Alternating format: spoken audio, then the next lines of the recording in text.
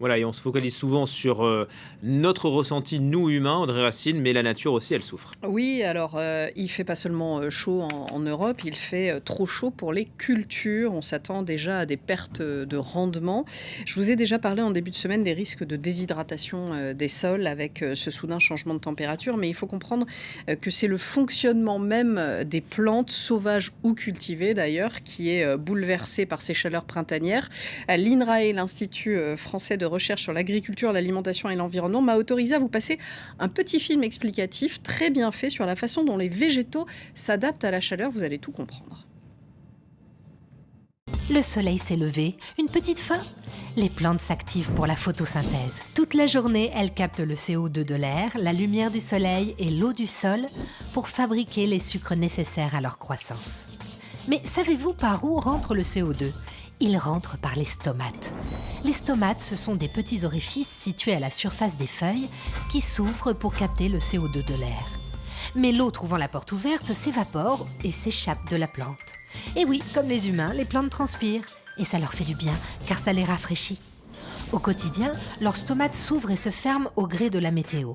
Mais en période de sécheresse, la plante est face à un dilemme. Fermer ses stomates pour empêcher l'eau de sortir mais avoir trop chaud et ne pas produire tous les sucres nécessaires à sa croissance, ou ouvrir ses stomates pour capter le CO2 et se refroidir, mais au risque de se déshydrater. Alors voilà, les plantes, elles ont un système d'adaptation à la météo, vous l'aurez compris, mais comme toujours avec le réchauffement climatique, eh bien ça va beaucoup trop vite pour elles comme pour tous les autres êtres vivants. Notre sécurité alimentaire est-elle menacée face à ce réchauffement? Eh bien, en tout cas, oui, elle est menacée.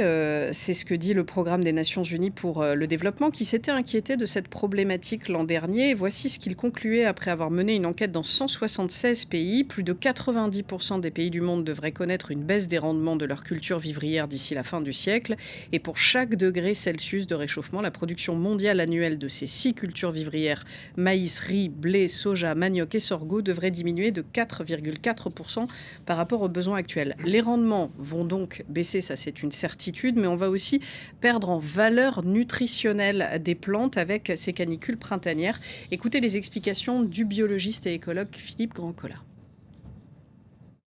30 ou 35 degrés, même en été, dans certaines régions, avec certaines plantes, ça peut poser problème parce que ça peut provoquer un stress hydrique. Ça va dépendre des pluies qu'il y a eu auparavant, ça va dépendre du sol. Mais en plus, quand on a ce type de température qui intervient au début du cycle de croissance des plantes cultivées dès le mois de mai, comme ça se passe en ce moment, ça les stresse encore beaucoup plus. C'est pas seulement un problème de chaleur comme il pourrait y en avoir en été, c'est aussi un problème de perturbation du début de croissance, par exemple des épis, hein, dans lesquels la plante va commencer à stocker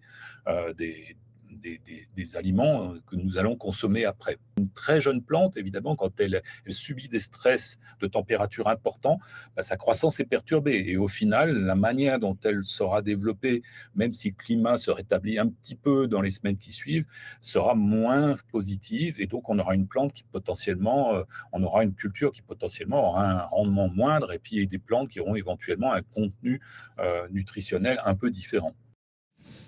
Pas le choix, donc il va falloir s'adapter. Oui, alors des recherches sont en cours pour adapter les céréales à des conditions de vie plus difficiles. L'INRAE, encore lui, a justement un programme sur le maïs, un autre sur le blé, pour sélectionner les plants qui résistent le mieux à la sécheresse, à la chaleur, à la concentration plus élevée de CO2 de notre atmosphère, etc.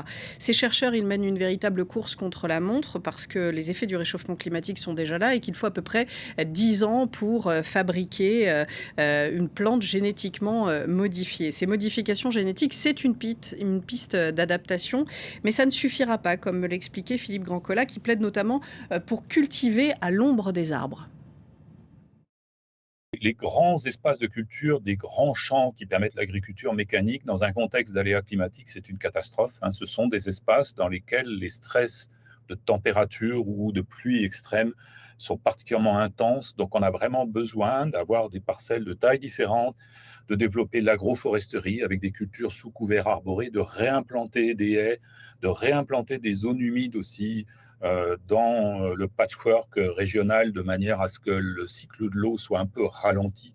On a besoin de tout ça, hein. Il ne faut pas imaginer une solution miracle avec la plante génétiquement modifiée qui va résister aux canicules estivales. ou encore pire aux canicules printanières comme celles que nous sommes en train de vivre. Merci beaucoup Audrey Merci à pour vous. ces explications.